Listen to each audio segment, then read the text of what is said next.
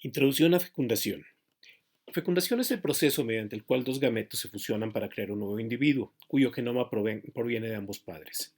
La fecundación implica dos metas: el sexo, entendido como la combinación de genomas para lograr uno nuevo, y la reproducción, es decir, la creación de un nuevo organismo. La fecundación implica cuatro procesos. 1. Contacto y reconocimiento de gametos. 2. Regulación de la entrada de espermatozoides. 3. Fusión de los materiales genéticos. 4. Activación del huevo e inicio del desarrollo. La fecundación implica la coincidencia inducida en el espacio y en el tiempo de los gametos masculino y femenino. Involucra por ello mecanismos de aproximación de los gametos. Al final se restablece la diploidía, se activa el óvulo, cuyos parámetros metabólicos están muy abatidos, y se inicia una nueva vida. Las etapas de la fecundación son las siguientes: attachment, binding, reacción acrosomal, entrada a la zona pelúcida en el caso de mamíferos, fertilización, bloqueo primario a la polispermia, bloqueo secundario a la polispermia y activación del óvulo.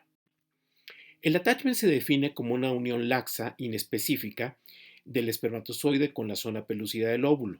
No involucra receptores y por lo mismo puede ocurrir entre especies distintas. Al contrario, el binding es una unión fuerte, específica, de los receptores espermáticos de la zona pelúcida y las proteínas de unión al huevo que están en la membrana plasmática del espermatozoide. Hasta 1500 espermatozoides pueden unirse al óvulo en óvulos tan pequeños como el de un mamífero. La reacción acrosómica consiste en que tras la fusión de las membranas acrosomal externa y plasmática del espermatozoide se liberan las vesículas acrosómicas.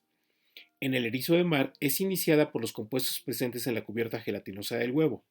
La formación del proceso acrosómico implica la polimerización de actina globular.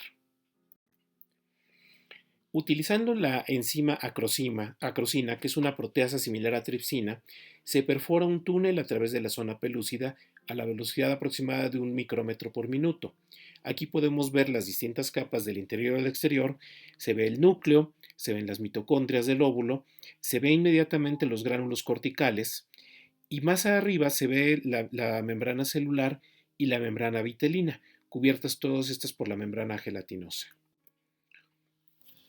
Las diferencias entre la fertilización, es decir, la unión del espermatozoide con el óvulo, en invertebrados y en mamíferos son las siguientes. Mientras que en el caso de invertebrados, primero se contacta el espermatozoide con la cubierta gelatinosa y empieza con su reacción acrosomal a emitir un proceso acrosomal, el cual es el que se une y se fusiona eventualmente con la membrana del huevo.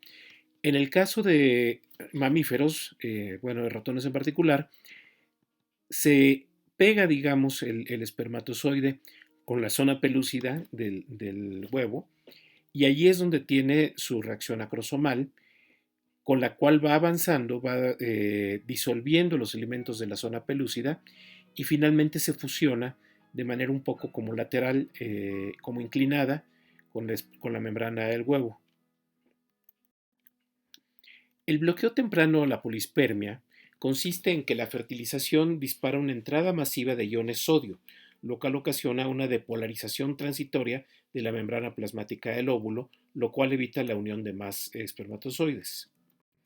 Posteriormente tenemos el bloqueo secundario a la polispermia, en la cual los gránulos corticales, que son miles de organelos pequeños similares a lisosomas, que están en la región subyacente a la membrana plasmática, se fusionan con la fertilización a la membrana plasmática y liberan multitud de enzimas al espacio perivitelino, es decir, el espacio entre membrana plasmática y membrana vitelina.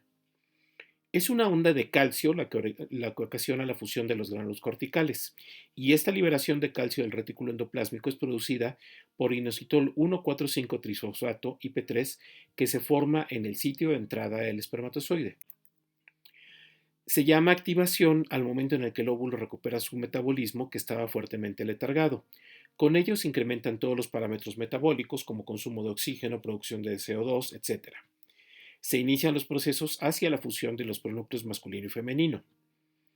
En el punto de la unión, el diacilglicerol inicia la subida de pH, que en conjunto con la liberación de calcio del bloqueo secundario son los que activan el metabolismo del huevo y con ello la síntesis de DNA y la síntesis de proteínas. La zona pelúcida del óvulo restringe la fecundación entre especies distintas a través de tres receptores específicos, en el caso de mamíferos, que se inactivan tras la fecundación. Está compuesta por ZP1, ZP2 y ZP3. En el caso de ratones, el receptor es la ZP3, que pesa alrededor de 83 kilodaltones y consta de una cadena peptídica de 44 kilodaltones y varias cadenas de oligosacáridos ligados covalentemente a asparagina y serina o treonina.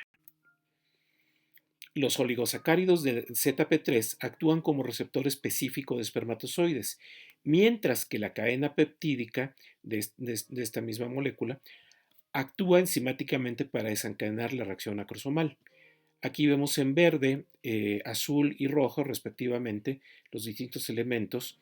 En rojo tenemos la ZP1, que es estructural, va uniendo distintas cadenas. En verde, la ZP2 y en azul la ZP3 con los residuos de oligosacáridos. En la membrana vitelina de óvulos de erizo de mar existen grandes receptores de espermatozoides que son reconocidos por la bindina del proceso acrosómico, una proteína hidrofóbica similar a la lectina, es decir, reconoce y se une a azúcares. En el caso de ratones se ha propuesto la galactosiltransferasa de la membrana plasmática del espermatozoide, también una lectina llamada SP56. La reacción acrosomal consiste en la fusión y vesiculación de las membranas plasmática y acrosomal externa, liberando con ello las enzimas acrosomales. Esto implica la entrada de iones sodio y calcio y la expulsión de protones a través de una bomba que eleva el pH. Como requiere calcio y calmodulina, el ionóforo A23187, que bloquea la permeabilidad a calcio e incrementa el calcio intracelular, provoca la reacción acrosomal in vitro. En el erizo de mar, el espermatozoide extiende un proceso acrosomal que se une a la membrana vitelina. En ratón, la proacrosina se convierte en una forma activa acrosina y con ella es que se digiere la zona pelúcida. La fertilina del espermatozoide se une a las integrinas del óvulo y los microvilli ovulares rodean la cabeza del espermatozoide, se interdigitan y lo introducen. Los pronúcleos masculino y femenino se aproximan. Pueden replicar su DNA en el camino, como en el caso de mamíferos, o hasta que llegan a fusionarse, como en el caso de erizos. El centriolo espermático organiza los microtúbulos para la primera división celular. La reacción de zona consiste en que una vez fecundado el óvulo, las proteínas de la zona pelúcida pierden su capacidad de unir espermatozoides y además se endurece, por lo cual se llama hardening, evitando así el paso de espermatozoides ya unidos. IP3 como liberador de calcio. El inositol 1,4,5-trifosfato, IP3, es el mecanismo primario para liberar calcio de los depósitos intracelulares. Se forma en el sitio de entrada del espermatozoide. Para ello, el fosfolípido de membrana fosfatidilinositol 4,5-difosfato, PIP2, es dividido por la fosfolipasa C en dos componentes, IP3 y diacilglicerol. Mientras que el IP3 abre los canales de calcio del retículo endoplásmico, el diacilglicerol activa la proteína sinasa C, que a su vez activa una proteína que intercambia iones sodio por iones protón, elevando con eso el pH del huevo. La suma de todo lo anterior es lo que activa el metabolismo. IP3 como liberador de calcio. La fertilización activa la sinasa SRC, que activa la fosfolipasa gamma, la cual convierte el fosfatidilinositol 4,5-difosfato, PIP2, en inositol 1,4,5-trifosfato, IP3, y diacilglicerol, DAG, provocando así la liberación de calcio, que provoca tanto la fusión de gránulos corticales como la degradación de ciclina y la inactivación de sinasa MAP en anfibios y mamíferos, para así completar la metafase 2.